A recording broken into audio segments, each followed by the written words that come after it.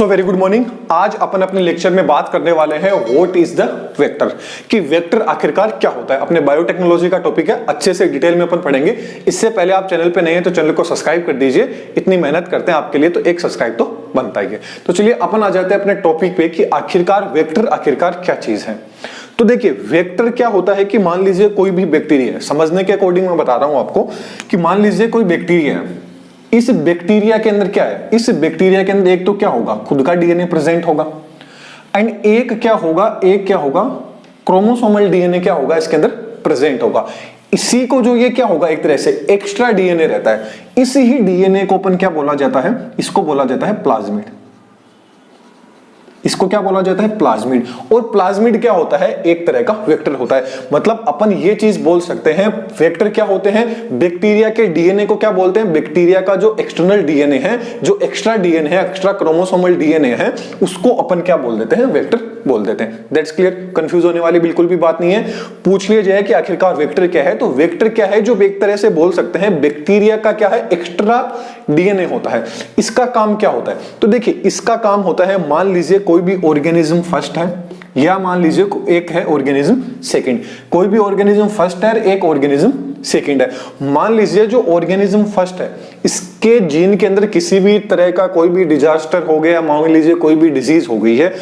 अब मान लीजिए एग्जांपल अपन ले लेते हैं, मान लीजिए फर्स्ट जो ऑर्गेनिज्म है इसको इंसुलिन की कमी है। क्या हो गई है, इसमें इंसुलिन है वो प्रॉपर से नहीं बन रहा है। तो इसके लिए अपन क्या करेंगे, इसके लिए इसमें इंसुलिन प्रॉपर से नहीं बन रहा है तो अपन क्या करेंगे, इसको ऐसी जगह पे लेके जाएंगे, इसमें से जीन को निकालेंगे और उस जीन को निकाल कर बाहर, उस जीन को निकालेंगे और एक ऐसा वेक्टर लेंगे, मतलब एक कोई भी ऐसा बैक्टीरिया लेंगे, उस बैक्टीरिया के अंदर इस जीन को क्या कर देंगे, इंसर्ट करवा देंगे और इसको ऑर्गेनिज्म सेकंड के अंदर क्या कर देंगे, ट्रांसफर कर देंगे। जो क्या है एकदम हेल्थी पर्सन है, इसके अंदर वो चीज क्या होगी, धीरे धीरे क्या होने लग जाएगी, प्रोड्यूस होने लग जाएगी और फिर इसके अंदर वापस अपन क्या कर देंगे, ट्रांसफर कर देंगे।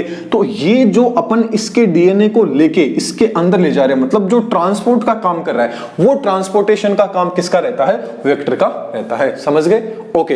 अब बात कर लेते हैं कि वेक्टर की क्या डेफिनेशन, आखिरकार वेक्टर में आखिरकार क्या चीज है। तो वेक्टर क्या होता है, एक लिविंग ऑर्गेनिज्म है। वेक्टर क्या है आपका, एक लिविंग ऑर्गेनिज्म है। ये क्या करता है कि कोई भी इंफेक्शन होता है उसको ट्रांसमिट करने का काम रहता है। क्या रहता है, ट्रांसमिट करता है। मान लीजिए कोई भी अनहेल्थी पर्सन है, कुछ भी है, तो एक जगह से इंफेक्शन को क्या करता है, दूसरे ऑर्गेनिज्म में, मतलब एक एनिमल के अंदर है तो उससे या तो ह्यूमन में ले जा सकता है, अदर एनिमल के अंदर क्या करता है, इंफेक्शन को ट्रांसमिट करने का काम किसका रहता है, वेक्टर का रहता है। चलिए एक बेस्ट मैं आपको एग्जांपल बताता हूं। आपने मलेरिया डिजीज का नाम सुना होगा कि मलेरिया क्या होता है। तो मलेरिया के अंदर मलेरिया होता किससे, मलेरिया होता है आपके प्लाज्मोडियम से, राइट। अब ऐसे तो है नहीं कि प्लाज्मोडियम अपन खा लेंगे तो अपन को मलेरिया हो गया, नहीं।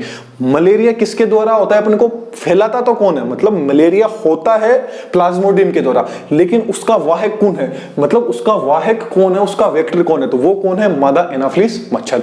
तो मादा एनाफिलिस मच्छर होती है, वो क्या है, एक वेक्टर है, उसके द्वारा अपन को क्या होता है, मलेरिया डिजीज हो जाती है। तो वेक्टर एक तरह का क्या होता है, क्या करता है, लिविंग ऑर्गेनिज्म है जो क्या करता है, ट्रांसमिट करता है किसको, डिजीज को, किसी भी इन्फेक्शन को ट्रांसमिट करता है एक एनिमल से दूसरे एनिमल के अंदर। वो क्या होता है, वेक्टर होता है। दैट्स क्लियर, एकदम क्लियर, ओके।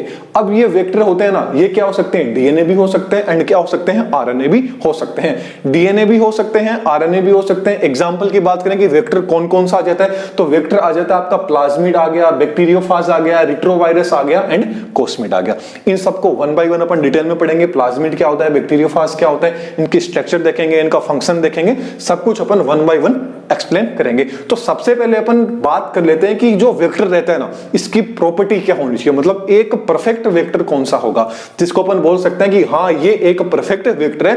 तो उसके अंदर क्या क्या खामियां, मतलब क्या क्या खूबियां, क्या क्या उसके अंदर खूबियां होनी चाहिए, क्या क्या उसकी प्रॉपर्टीज होनी चाहिए। तो सबसे पहले उसके अंदर क्या होना चाहिए, ORI साइट प्रेजेंट होनी चाहिए। उसकी खामियां हैं टोटल 5, ये जो 5 जो कैरेक्टर्स हैं, 5 जो गुण हैं, ये तो उसके अंदर होने ही चाहिए।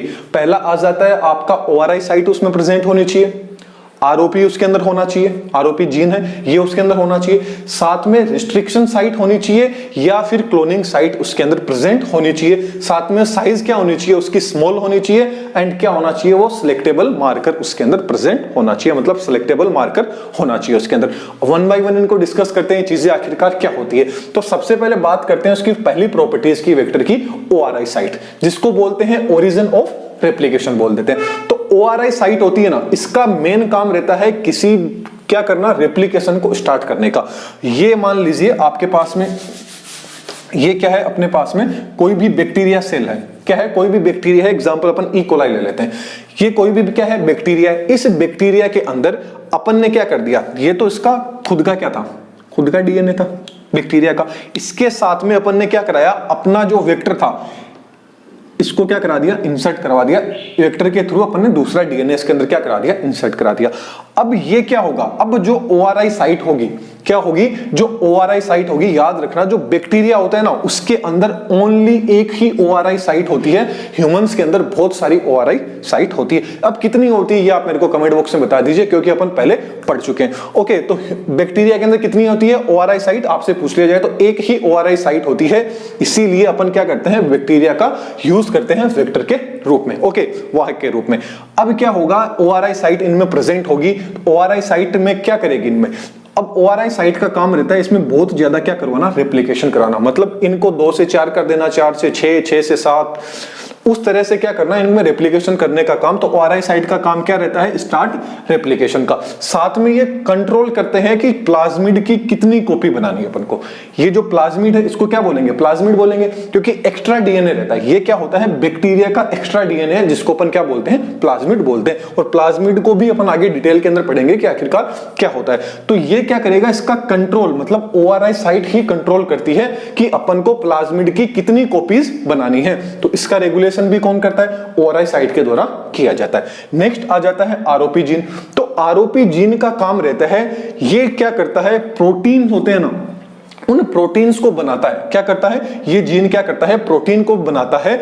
इसको बोलते हैं रिप्रेसर ऑफ प्राइमर बोला जाता है। आरओपी को क्या बोला जाता है, रिप्रेसर ऑफ प्राइमर इनको बोला जाता है। ये जीन क्या करते हैं, प्रोटीन्स बनाते हैं और हेल्प करते हैं रेप्लिकेशन में। मतलब ये दोनों एक दूसरे पे क्या रहते हैं, डिपेंड रहते हैं। मतलब ये क्या रहता है, इस पे डिपेंड रहता है, ये इस पे डिपेंड रहता है। तो जब तक ये प्रोटीन, ये जीन क्या करेगा, प्रोटीन बनाएगा और हेल्प करेगा किसमें, रेप्लिकेशन में। साथ में इसका काम भी सेम यही रहता है, ये भी क्या करता है, कंट्रोल करता है कॉपी नंबर ऑफ प्लाज्मिड की, प्लाज्मिड की कितनी कॉपी बननी चाहिए, इसके पास भी वो चीज का कंट्रोल रहता है। तो मतलब ये दोनों क्या है, जुड़वा भाई बहन हो गए। ओके, नेक्स्ट अपन पॉइंट की बात करें तो आ जाता है क्लोनिंग साइट या रेस्ट्रिक्शन साइट।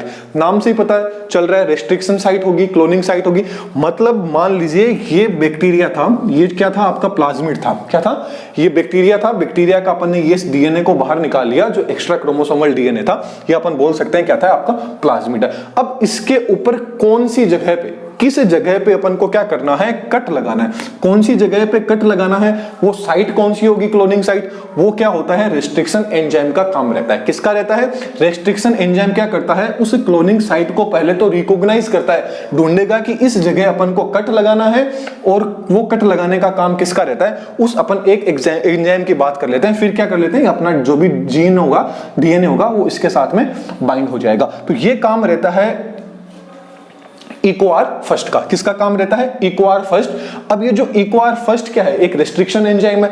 ये क्या करेगा, साइट को ढूंढेगा, मतलब ये क्लोनिंग साइट को ढूंढेगा कि इस तरह की सीक्वेंस जहां पर भी ये पूरे के पूरे डीएनए होगा, इनकी पूरा का पूरा जो सर्कुलर डीएनए है, इसके ऊपर क्या साइट होना चाहिए, GAA TTC।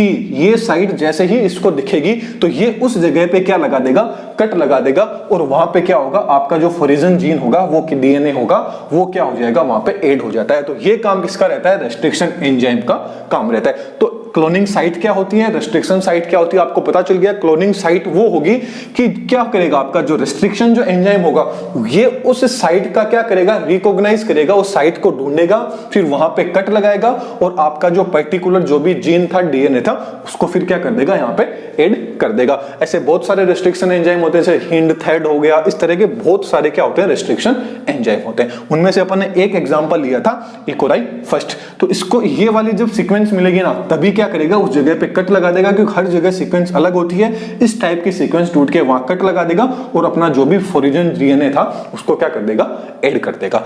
अगला आ जाता है पॉइंट की साइज क्या होनी चाहिए, वेक्टर की स्मॉल होनी चाहिए। अब आ जाता है कि भाई साइज होगी वो स्मॉल का, इसमें क्या रोल आ जाता है। तो देखिए क्या होता है कि जो बैक्टीरिया होता है ना, इस बैक्टीरिया की जो बाहर की जो सेल होती है, इसके ऊपर क्या होते हैं, छोटे छोटे पोर्स प्रेजेंट रहते हैं। क्या रहते हैं, छोटे छोटे जो पोर्स होते हैं ना, वो पोर्स क्या रहते हैं, प्रेजेंट रहते हैं। अब यदि इसकी क्या होगा, जो अपना वेक्टर होगा, इसकी साइज क्या होगी, यदि स्मॉल होगी, ये क्या होगा अपना, इसकी साइज क्या होगी, स्मॉल होगी। अब स्मॉल होगी तब क्या करेगा, ये आसानी से क्या हो जाएगा, इसके अंदर क्या कर जाएगा, एंटर कर जाएगा। इसलिए क्या होनी चाहिए, जो वेक्टर है अपना, उसकी साइज क्या होनी चाहिए, उसकी स्मॉल होनी चाहिए। That's clear, okay. नेक्स्ट आ जाता है सिलेक्टेबल मार्कर होना चाहिए। वो क्या होना चाहिए, सिलेक्टेबल मार्कर। मतलब ये क्या करता है, हेल्प करता है, रिकॉग्नाइज करता है, किस चीज को करता है, ट्रांसफॉर्मेंट्स को क्या करता है, रिकॉग्नाइज करने का काम करता है। और एलिमिनेट करता है किसको, नॉन ट्रांसफॉर्मेशन को क्या कर देता है, ये एलिमिनेट कर देता है। जैसे अपन एग्जांपल ले लेते हैं कि देखिए अपने पास में क्या है, बहुत सारे मान लीजिए अपने पास में वेक्टर प्रेजेंट है। कितने, बहुत सारे अपने पास में वेक्टर्स प्रेजेंट हैं। इनके अंदर कुछ वेक्टर्स के अंदर तो क्या हो चुका है, जो ओरिजिन जो अपना डीएनए था वो क्या हो चुका है, ऐड हो चुका है। किसके अंदर क्या होगा, ऐड नहीं हुआ है। ये क्या है अपनी, मान लीजिए ये क्या है अपनी, बहुत सारी बैक्टीरियल सेल्स हैं। क्या है, बहुत सारे बैक्टीरियल सेल्स हैं मान लीजिए अपनी। अब क्या होगा, इनके अंदर जो अपना ये वाला जो डीएनए, ये वाला जो क्या हो सकता है, जिससे क्या है ओरिजिन डीएनए जुड़ चुका है, मतलब जो अपना कंप्लीट वेक्टर है वो क्या हो जाएगा, इनके अंदर चला जाएगा। कुछ ऐसी भी सेल्स होगी जिनके अंदर क्या होगा, ये वाले वेक्टर जाएंगे, जिनसे क्या है, जो अपना जीन है, जो अपन ने जोड़ना चाहा था वो जीन नहीं जुड़ा था। जब अपन इनको कल्चर मीडियम के अंदर लेके जाएंगे, जब इनको क्या करेंगे, कल्चर करेंगे, तो सीधी सी बात है, कल्चर करेंगे तो जिनके पास में अपन को जो अपना ओरिजिन जीन था, जो अपना वेक्टर था, वो वेक्टर इनके साथ में जुड़ा ही नहीं है, उस वो डीएनए। और ये सेल्स क्या पड़ी है, एक्स्ट्रा पड़े हैं बैक्टीरिया, तो ये भी क्या करेंगे, एनर्जी को कंजर्व करेंगे। अब इनको कंजर्व रोकने के लिए क्या काम में लिया जाता है, सिलेक्टेबल मार्कर का काम में लिया जाता है। ये इनको क्या कर देते हैं, जिन के साथ में जो अपना ओरिजिनल डीएनए जुड़ा है उनको तो क्या करते हैं, ये सेलेक्ट कर लेते हैं, उनको तो क्या कर लेते हैं, सिलेक्ट कर लेते हैं। और जिनके साथ में नहीं जुड़ा होता है उनको क्या कर देते हैं, रिजेक्ट कर देते हैं, उनको नष्ट कर देते हैं, ताकि जो एनर्जी है वो कम से कम क्या हो, लॉस हो सके। तो ये क्या काम रहता है, किसका काम रहता है, सिलेक्टेबल मार्कर का रहता है। तो इन सबको अपन डिटेल के अंदर पढ़ेंगे। प्लाज्मिड क्या होता है, बैक्टीरियोफाज क्या होता है, रिट्रोवायरस क्या होता है, कोस्मिड क्या होता है। तो ये मैं सिर्फ आपको ये समझाना चाह रहा था कि आखिरकार वेक्टर क्या चीज रहती है। बायोटेक्नोलॉजी का टॉपिक था अपना, और इसके जो नोट्स हैं कंप्लीट वो आपको टेलीग्राम पे मिल जाएंगे, वहां से आप डाउनलोड कर सकते हैं, एकदम फ्री ऑफ कॉस्ट रहेंगे। वहां से यहाँ सिर्फ आप समझ लीजिए और नोट्स आपको वहां मिल जाएंगे। तो चलिए नेक्स्ट लेक्चर में फिर मिलेंगे। Thank you.